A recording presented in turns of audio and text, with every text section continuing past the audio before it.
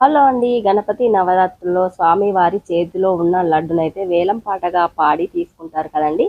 ఇంకా మా వినాయక మండపం వద్దయితే విగ్రహదాతకే ఇచ్చారు. వేలం పాట అది ఏమీ పాడలేదనైతే చెప్పాను కదండీ! ఇంకా నాకైతే ఈసారైతే 3 పార్సిల్లయితే వచ్చాయండి. ఇంకా వేలం పాటలో పాడి తీసుకున్నది ఒక పార్సిల్, ఇంకా మా విగ్రహదాత వాళ్ళు ఇచ్చింది ఒక పార్సిల్, ఇంకా మా చిన్నబ్బాయి వాళ్ళ ఫ్రెండ్ వాళ్ళ గణపతి దగ్గరది ఒక పార్సిల్, 3 పార్సిల్లు వచ్చాయండి.